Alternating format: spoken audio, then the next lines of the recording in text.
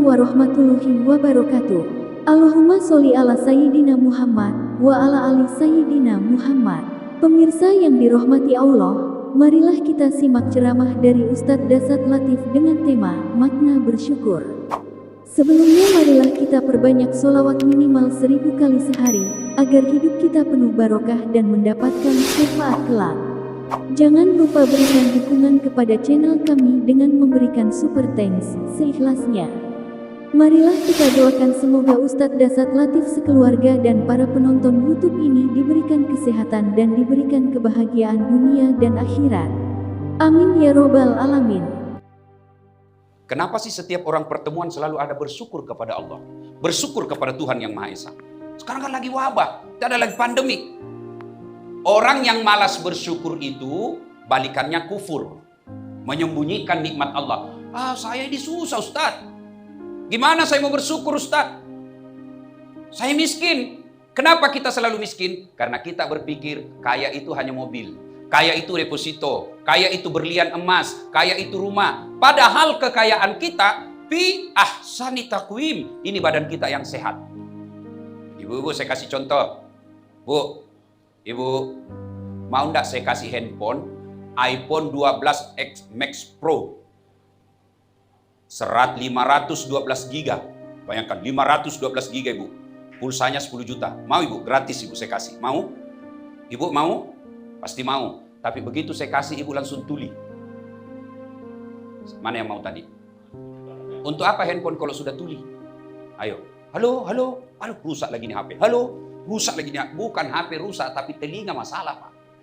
Berarti yang mahal bukan handphone. Yang mahal bukan jaringan. Tapi yang mahal adalah Allah kasih telinga gratis, tidak perlu bayar. Hebatnya lagi nih telinga, dia bisa bedakan mana teleponnya Pak Dirut, mana teleponnya komisaris. Tidak perlu kursus bedakan bunyi. Dan hebatnya lagi kita punya telinga, tempatnya luar biasa. Bapak Ibu pernah enggak bayangkan bagaimana seandainya telinga satu di bawah ketek, satu di bawah pantat? Halo? Oh ya. Di mana Bu? Di rumah. Coba bayangkan. Makanya kita bersyukur. Allah bukan handphone yang mahal, tapi Allah kasih telinga. Maka kita ucapkan Alhamdulillahi Rabbil Alamin. Lagi contoh. Ini ada beberapa kamera ini. Ini kalau dikumpul semua ini Bu, ratusan juta harganya nih. Tapi apa ini yang mahal? Bukan. Apa yang mahal? Mata. Mau apa ini ada kamera kalau tidak ada mata? Yang mahal demi Allah mata kita. Hebatnya lagi di mata. Masya Allah. Subhanallah. Alhamdulillah. Punya sensor pembeda. Dia bisa bedakan mana istri, mana sekretaris. Bayangkan kalau bapak-bapak tidak bisa dibedakan mana istri, mana sekretaris. Mana istri, mana tetangga. Tertukar-tukar Pak. Kenapa malam Selasa ini lain-lain rasanya? Oh ternyata security. Maka kita mengucapkan Alhamdulillahi Rabbil Alamin. Kita bersyukur. Coba, ibu-ibu semua punya handphone toh? Ya Bu. Kita bisa SMS. Kita bisa WhatsApp. Kita bisa selfie-selfie. Apa sebabnya? Kalau Allah kasih kita jari-jari yang bisa bengkok. Ibu pernah bayangkan bagaimana seandainya ini jari-jari tidak bisa bengkok? Bagaimana ibu mau SMS? Repot toh? Oh. Maka kita mengucapkan Alhamdulillahi Rabbil Alamin. Itu kesehatan. Bagi kita pegawai pegadaian, kenapa saya bersyukur Ustaz? Kenapa pegawai pegadaian bersyukur? Satu, ada enggak pegawai pegadaian yang dirumahkan selama pandemi? Ada? Buka itu Garuda. PT Garuda Indonesia, hebat Pak. Ribuan pegawainya dirumahkan. Bahkan Pak Dirut tadi katakan komunikasi dengan Garuda siap menerima pegawai Garuda 50 orang. Menjadi tempat untuk penampungan orang yang bermasalah. Tapi kita bekerja dari rumah Ustaz. Alhamdulillah bekerja dari rumah. Bapak tidak perlu keluarkan ongkos, tidak perlu lagi macet, dan bekerja di depan istri. Cuma dia bilang bapak-bapak justru depan istri kita repot kerja Ustaz. Iya Bu, begitu Ibu? Begitu? Ya Bu? Enggak lah ya. Tapi memang ada ibu-ibu, repot kita kalau ada di samping. Semua dia mau tahu, biar WhatsApp kita mau diperiksa. Apa itu? Kenapa? Dan itu ibu-ibu kalau dia periksa suaminya, kadangkala tidak punya peri kemanusiaan. Itu BPK, apa itu BPKP, jaksa, polisi, KPK. Itu kalau meriksa Pak, masih ada jam istirahatnya Pak. Kalau sudah tiba waktu jam 8 malam, tidak ada pemeriksaan. Aku istirahat dulu, tidur. Tapi kalau istri kita marah Pak diperiksa, dia bangun jam 1 dini hari, kencing, dia bangun kencing, masih diingat masalah yang tadi pagi Pak. Dia apa itu masalah yang tadi pagi?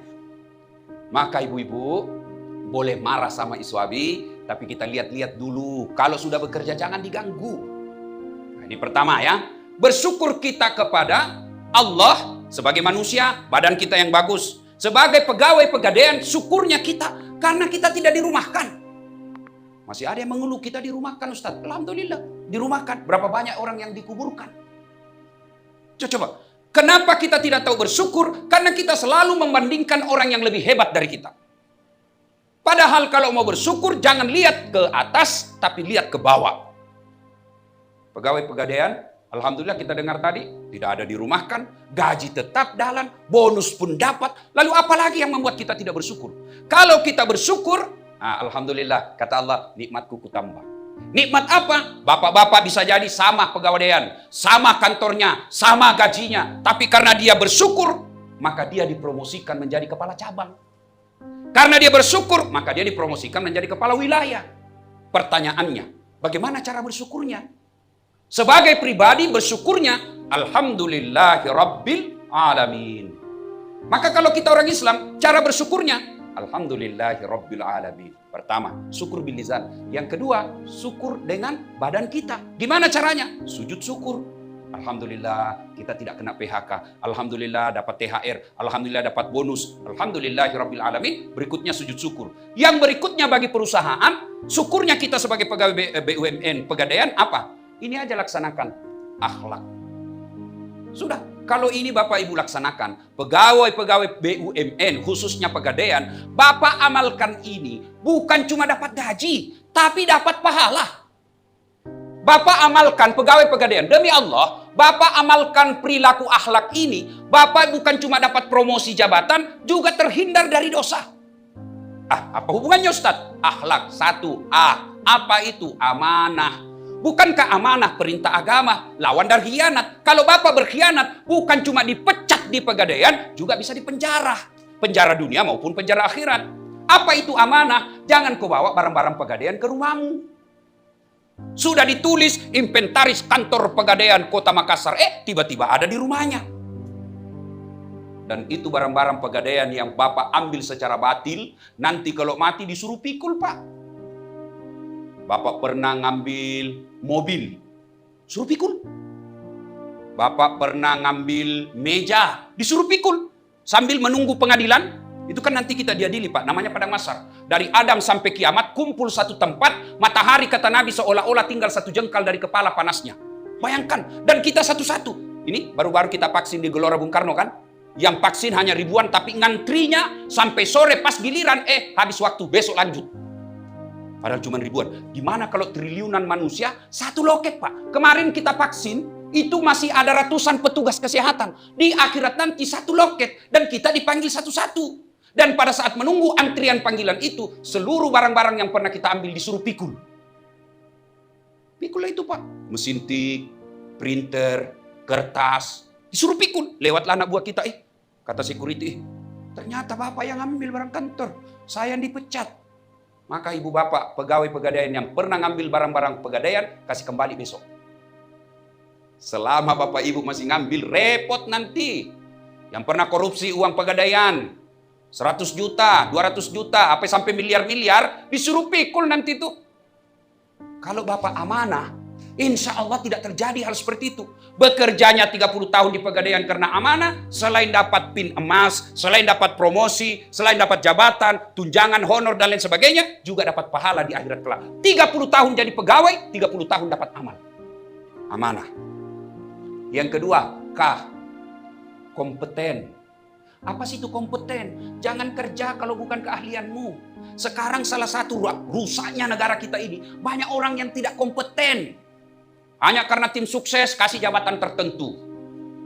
Ayo, tidak kompeten.